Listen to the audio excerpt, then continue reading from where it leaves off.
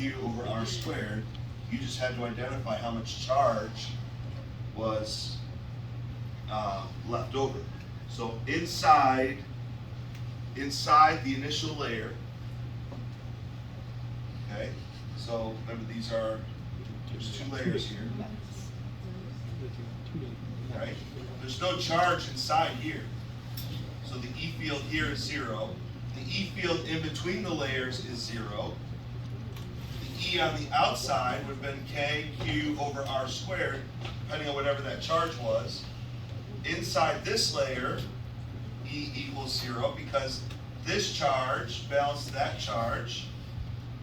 So the charge between these two would be 0, and then on the outside it's KQ over R squared, depending on how much charge was on the outside layers, here and here.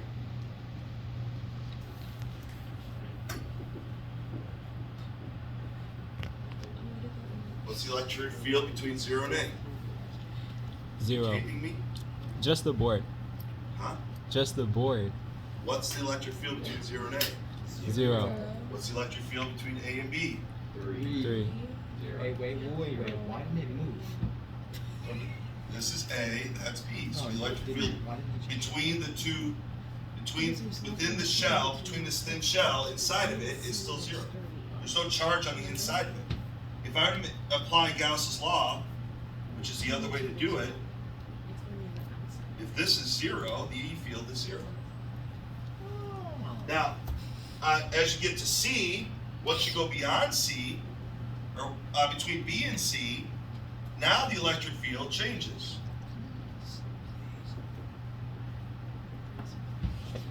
So what would a graph of KQ over R squared look like if the charge was positive? It would go up.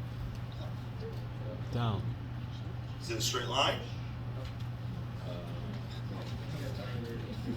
What's a graph of KQ over R squared look like?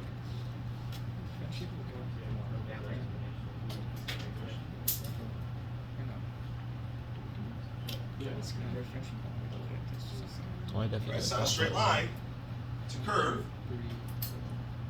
right? But once you get to C, it flattens out.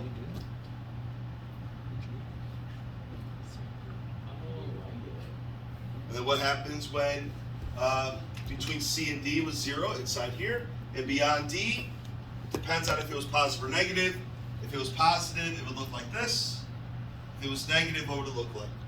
From bottom to top. Yeah.